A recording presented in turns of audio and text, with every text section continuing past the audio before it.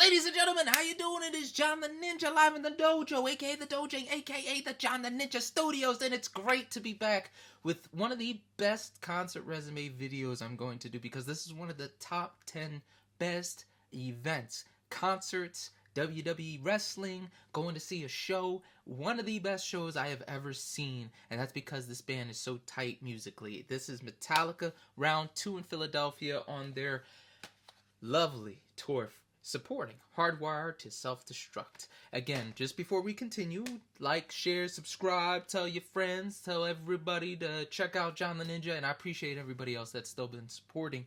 It's been a super long year, and considering everything that's coming my way, and I've been juggling and everything like that, it's just been nothing but a blessing. But it's nice to finally hunker down and finally do a concert resume video again. So let's get into it. Metallica in 2017, they came through to Philadelphia. I saw them at the Link, and it was a superb show, but my buddy Zack Hackett was unable to attend. Why is this? Because it just so happens that May 12th, 2017 happens to be his anniversary with his then girlfriend. I'm not sad to say that now his wife. Congratulations, buddy. That was their anniversary day, so he was like, I'm not going to go see Metallica. I'm going to go and hang out with my girlfriend, who at the time was just lovely. And even now that they're married, she's fabulous. Wonderful wife. Absolute joy to be around her and him. So when Metallica announced that they would be coming to the Wells Fargo Center, to the stadium show, right to the arena show, I was like, I gotta get Zack a ticket. His commitment to his wife, not even his wife then, his girlfriend, just his longtime girlfriend, his commitment for doing the right thing, going to see her on their anniversary instead of going to hang out with the guys, I felt deep in my soul needed to be repaid. It's a heavenly gift had to be bestowed, and the best thing I could think of was that Metallica show. So I bought the ticket for him. I let him know. He was, we did that a lot, back and forth, like, hey man, you buy me one, I'll buy you one. Hey, I got tickets. Hey, well, we're going to the show. So, but something about the show was different. We could just feel it. And man, when I tell you, the first line, I actually wrote down like maybe 3 or 4 pages, 5 pages, 6 pages about the show. The first thing I see here, it says asses were definitely kicked. That's beautiful. So, there's a lot of anticipation. During that show, I was working at the Fanatic, 97.5, the Fanatic. So it says here, like the day before I called off a shift, I hung out with my really good friends, like my friends from South Jersey, Chris Fitting, Galen, Hawk, and Chris's friend, whom I do not know who that is. I vaguely remember that being at the Pic-A-Lilli Inn, I'm guessing.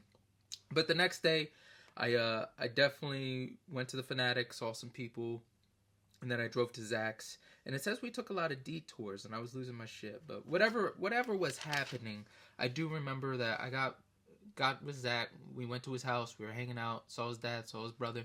We went to Burger King, and he picked up the whole tab. He picked up the Burger King tab. He picked up the tab when we got there for parking. Like, my man was over the moon. He was excited. I was excited. It was gonna be a good show. So I remember specifically, kind of like when we went to go see Slayer, and we were listening to Slayer, and just funny things kept on happening. On our way to the Wells Fargo Center, we made a wrong turn. So now we're going through Center City, trying to weave our way back to South Philly. And man, I remember like Lars was talking with the DJ at the time, Jackson. And it was funny because Zack said something along the lines of like, doesn't Lars sound like somebody imitating Lars? And just so many funny phrases like, somebody outside said, well, fuck a duck. And we're like, what? Like, we're literally hearing people scream these things, right? Or that was, this one I can't say, but that was a brother ago, somebody said outside. And we're just, like, crazy things were happening on the way to the show. It was so good. But, we were listening to MMR, we're listening to Metallica, we're just reminiscing about our time. But it was just nonstop nonsense. And I'm pretty sure he had Golden Monkey in the car. I don't know if you guys have had that from Victory Brewing, but that is a heavy beer. So we probably downed 2 of those in the car. But once we got inside, the same thing like I said about that other Metallica show, the electricity, the excitement was there. And all of WMMR was there to be there. You know, rest in peace, Rabbi. Rabbi was there, Pancake, Pierre, Jackie Bam Bam, Brant Porsche, like Jackson, Sarah, everybody you could think of from the station was there for that show. I take Zack over there. He's always calling Jackie Bam Bam. He's won so many tickets the right way from that station. Like, literally, like, one time he called to win some tickets, and I was there. So Jackie was, like, talking to him. He's like, oh, I know JJ, hold on. And then he puts me on the line, and me and Zack are talking back and forth while I'm at the station. I'm like, this is so cool. You know, what are the chances?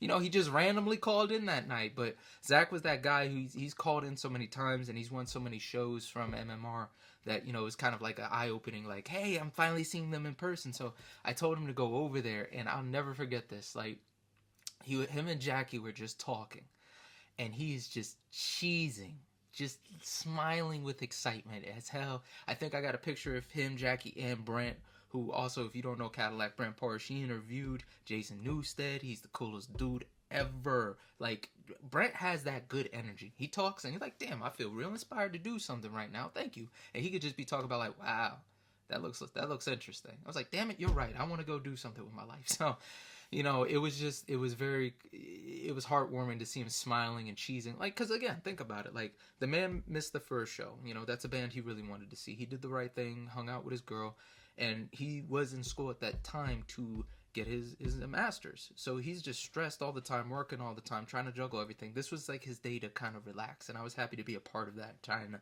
you know, get him to, yeah, hey man, take a chill pill, enjoy life. So we go to our seats, and luckily enough, I have it in the notes, somebody was in our seats, we kicked them out. You know, it wasn't a big deal. It's just like, hey, you know, these are our seats. But man, were they some damn good seats. Expensive as shit. I don't remember how much they were, but I feel it in my pocket where it hurts right now. Feels like a burning sear. But, you know, we're sitting there, really good seats, like on the corner, like straight view at the stage, man. You can't get any better than that. And, you know, we're watching just the electricity.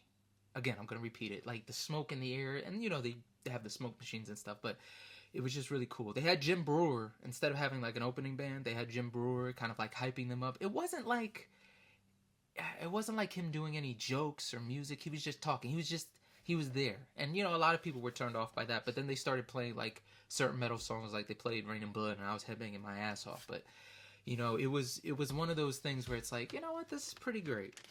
So then, of course, we get to the beginning of the show, and you hear Ecstasy of Gold, and it's like, you start singing along. And then, of course, me having seen them already, you know, I know what to expect, but this is X's first time. So he's like, oh, he's having too good of a time. But they pound into Hardwired to Self Destruct. Now, at this time, especially after the show, I've been playing these babies for a while. So I'm acquainted, so I'm pretending to play. And another thing I forgot to add that pissed me off something serious is I made posters.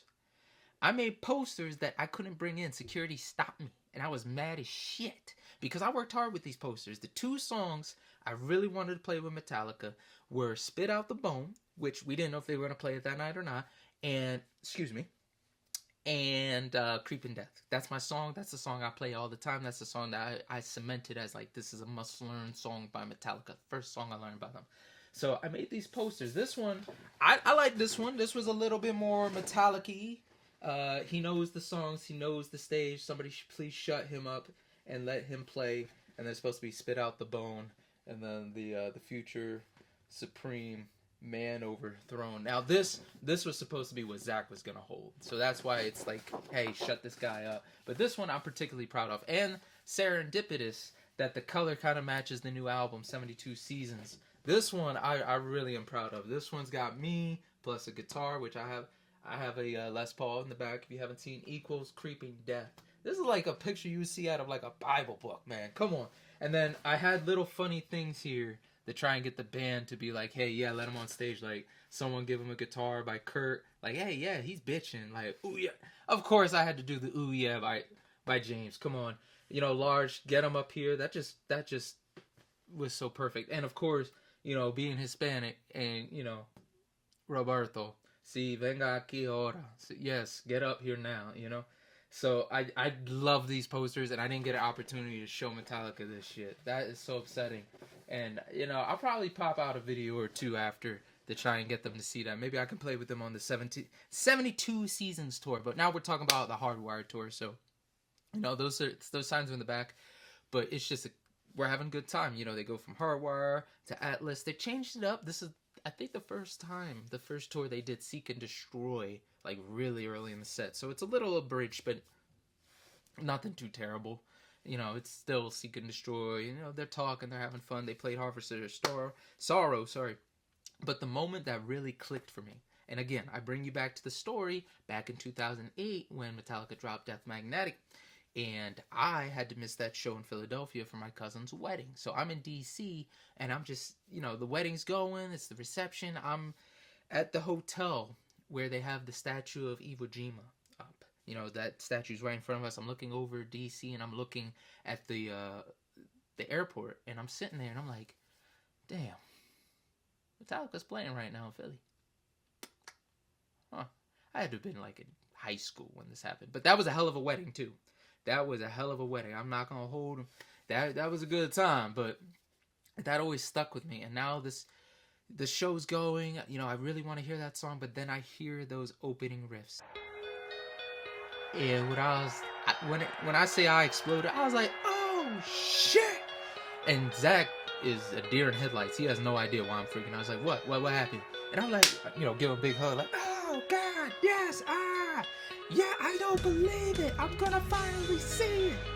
Because The Day That Never Comes was a really big song for me growing up. Of course, that was like one of the, when you're in high school and you're like real depressive for no reason. Like, yes, I'm gonna get my vengeance on everybody and I'm gonna be the one and I'm gonna get it. And especially thinking about it now, like that weird stretch from 2017 to 2019 where I was trying to figure out life and I was having really depressive days and I was just feeling like I was getting screwed over all the time. Damn, just give me my opportunity. Like, I'm this good. And I was getting over it. Now, fair enough. You know, everybody's got to take their punches. You know what I'm saying? You know what I'm saying? But that was a song that I held on to because I was listening to Death Magnetic a lot during that time. I was going back and forth between Philly and Jersey. So they play that song. And again, I'm like over the moon. I can't believe I'm finally seeing it. And then they go from Now That We're Dead to Creeping Death. And this show is kicking ass. And it's like, for Whom the Bell Tolls, I kind of knew Kurt was in his rhythm. Like, homie was on fire. He could feel it.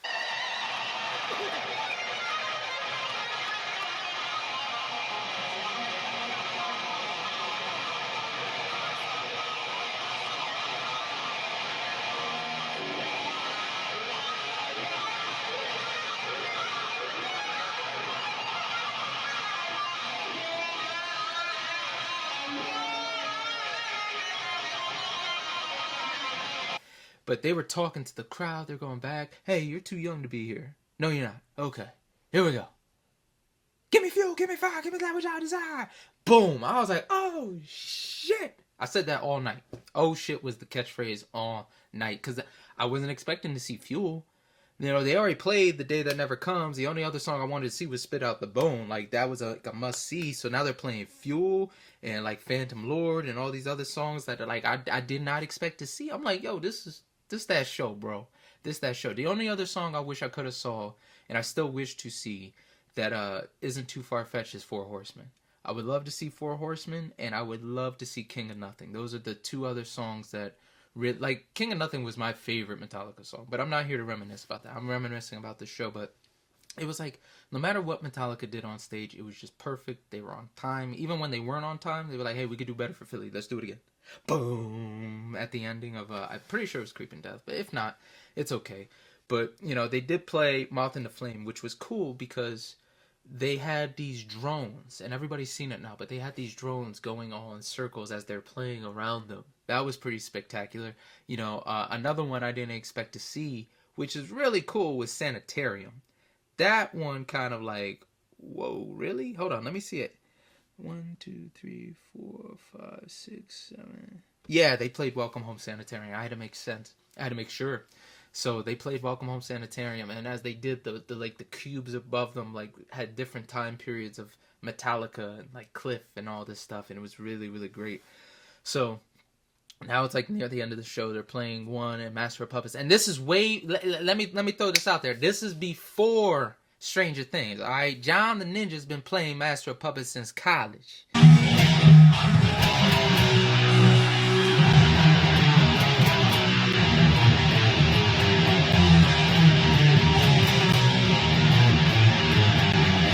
Okay, Fearlessly. I learned a song. It was a pain in the ass. I ain't gonna lie to you, but I do remember spending countless days playing that song, playing Rage Against the Machine songs freshman year, trying to lock them in. It was when I had my own room, but that's a story in itself. But man, it was just so great of a show. And then they do the intermission, waiting, and then they're playing Spit Out the Bone. And this is the song. When I say Spit Out the Bone was my favorite Metallica song. It may be my favorite Metallica song, to be honest with you. I think it's perfect. It's a long song. It's heavy. It's got great breakdowns, even though they can be simple. It's got great harmonies and melodies here and there. The solo's frantic. Like, when I think of that song, that's exactly what I thought this whole album was going to be. Now, don't get me wrong. This is a masterpiece.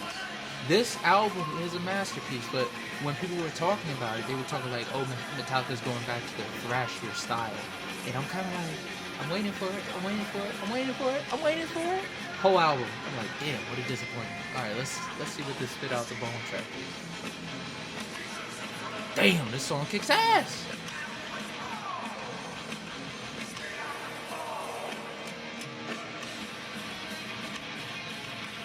So it was definitely, and I got the deluxe edition too, I had to go all out. Oops.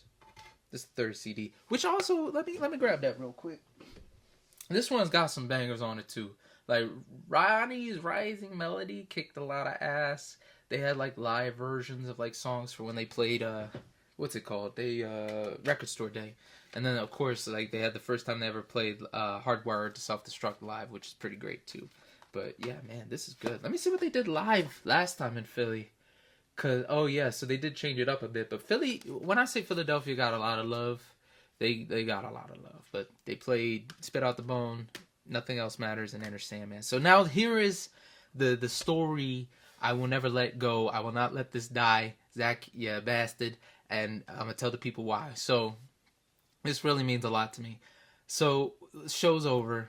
One of the greatest things we've ever seen. Metallica says goodbye, and now I'm reminiscing because they had that little time where they like played like Green Alicia and Money, that little breakdown where it's just Rob and Kirk. I'm sorry, I'm bringing that up now, but it just came to me. But so the show was over, and they threw a bunch of picks all over the place. Metallica does like custom picks for every city, and Zack was like, "Let's go down there and get a pick." So I'm kind of apprehensive. I'm like, "Damn, you know what? Like, I really don't want to go. You know what, let's go for my man. Let's see what happens." So anyway, we're here. I'm a little apprehensive. Zack wants to go down and try and find a pick. They throw picks all over the place after the show. And when I say there's just droves of people looking for these things, like, it's a lot of heads looking for picks. So I'm like, okay, cool, whatever. I don't want to disrupt his vibe. I don't want to be like, no, man, it's not worth it. That's usually me. Like, hey, Zack, let's go do this. Let's go down there. And he's like, no, let's go home. We're done. So, I didn't want to be me, being like a Debbie Downer on his parade to try and be somebody and get a pick. So I was like, let's do this. Let's go down there. So we go down there. We're looking, people are looking in the seats. They're looking on the floor. It's just the droves. And he actually goes down farther than I ever do. And I'm kind of just watching him like search. And I'm like, I know this isn't everybody's bag, but watching Zack look for the pick, I did a little prayer. I was about to go down there, and trust me, this is one of those times, the power of prayer, the power of God. I give all the credit to my Lord and Savior Jesus Christ. I know that's not everybody's bag. It's fine. But I remember I was walking down, and I did a prayer in my head. I was like, you know what, God, this is such a great night. Please allow me to find a pick for Zack. He's been such a good friend. And don't get me wrong, I have so many really great friends. I got like 10 really good friends that feed me, shelter me, take care of me, all of that. And he happens to be one of them. So I was like, God, I really want to pay it back to him. When I go down there, can you please just let me find a pick for him? I promise you I'll give it to him. And, I did the prayer, kind of like a little exciting, like hoping. You don't know if it's going to happen or not, but you're hoping it does, So I go down there, and I'm looking. I'm looking, it's looking pretty bleak. I ain't gonna lie to you. It's just, like, there's nothing. It's scoured. I didn't even see trash. That's how, like, clean and swept this place was. Like, people were all over the place. And this is the cool part, you know, when, if you've ever been to the Wells Fargo Center or any other arena, you know, the wall where they have the, you know, the protection, like, you know, you don't want to fall over, but it's right before you get to the steps. There's a wall there. And I'm walking along the side of some chairs, just taking it in. Because every time I'm there, I always try and, you know, look at the place. You never know when you'll be back. You know, I always try and take it in and be like, you know, let me remember this just in case whenever the next time I'm here, whatever reason, etc. So I look, and lo and behold, as God is my witness, I find this. And I look at it, I double take too. I'm like, and I pause. I don't know how long that pause was, you know, in your head. It feels like forever. Might have been a few seconds, but... So I found this pick on the ground. I couldn't believe it. I picked it up, put it in my hand, in my pocket, just to ensure I still had it. And I didn't say anything. And you know, Zack's still looking. He's looking real, like, distraught. Like, damn, we couldn't do it. We couldn't get it. Because this is the guy who taught me how to get set lists, picks, and whatnot. Like, it was a competition between the two of us to get shit. So... You know, I was like, hey, any luck? He's like, nah. So, you know, in my head, I'm smirking and stuff. I was like, all right, man, you want to give it a call? He's like, yeah. So, also, I won't lie to you. In my head, I'm also kind of like, damn, this is a nice pick. I might want to keep this shit. I might want to keep this shit. But, you know, I remember, like, as that thought came across, you know, you think things that you don't really want to think, or something pops in your head just out of nowhere. You know, I was like, nah, I made a prayer to God to give this to Zack. This is Zack's pick. He's going to get this pick. So we're walking, coolest thing I can remember. It's like, we're walking down the corridor. So I was like, hey, so you ain't get any luck? He's like, nah. So I took his hand. I can't remember if I was on his right side or his left side, but I took his hand and I I made him close it. And then and this was his response. Oh, you son of a bitch.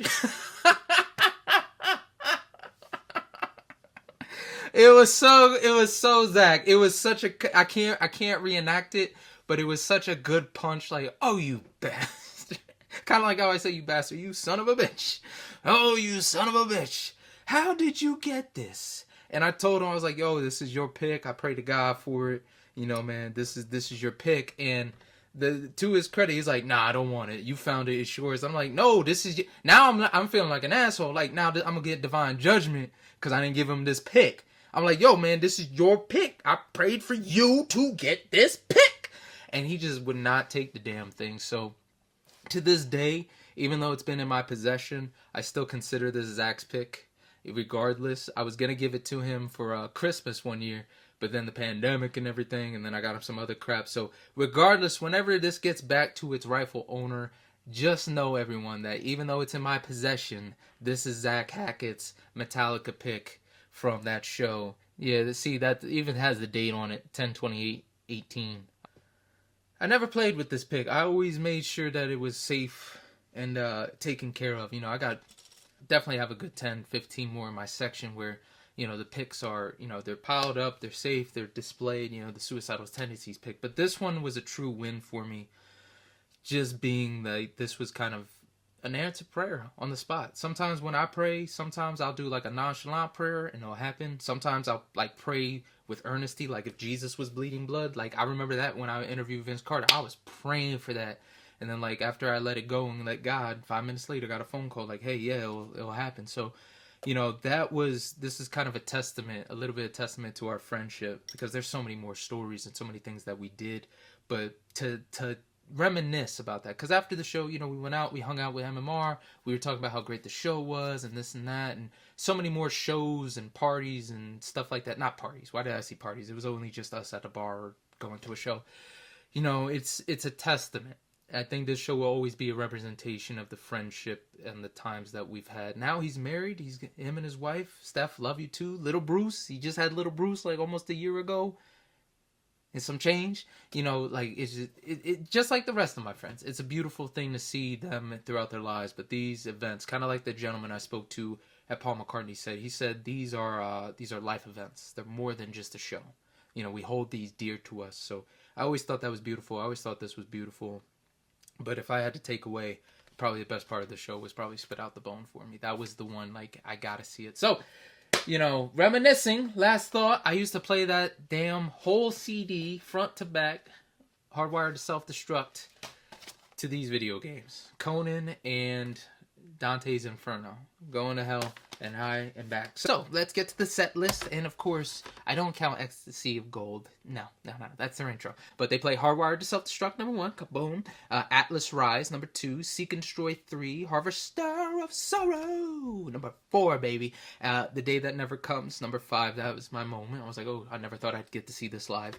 Number 6, Now That We're Dead. Number 7, Creeping Death. I see a trend, Metallica. I see a trend. You played Creeping Death number 7th. I was born on the 7th. I'm the firstborn son that should play August 2nd with Metallica. Just keep that in mind, brothers.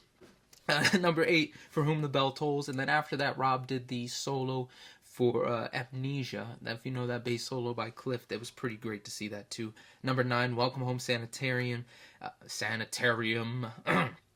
Losing my voice.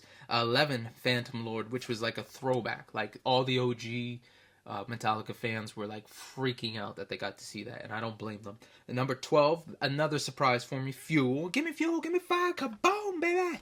13, Moth in the Flame, with the lights just flickering about via drones. Sad But True, because I like heavy. 15, One, which everybody has to hear at least once in their life. 16, Master of Puppets, way before Stranger Things. I just want to point that out there. Number 17, The Moment of the Night for me, Spit Out the Bone. 18, Nothing Else Matters. And then 19, finishing strong, Enter Sandman. Ladies and gentlemen, that was concert resume number 64. Were you at that show? Did you get a pick or set list? Did you get to clap any of the guys' hands? Let me know. This was one of the most fun shows I've ever been to. It's just when everything hit right. And even on this, it says it was the perfect show, 10 out of 10. And let's just keep it at that, man. That's the second concert resume show I've given a 10 out of 10. The other one was Dragon Force, which was pretty epic too. They are still great. So let me know in the comments. Did you go to the show? Are you going to go see them in August in New Jersey or any other place? And as always, be smart, be mindful, rock on. Peace out, guys. As always, Ninja out.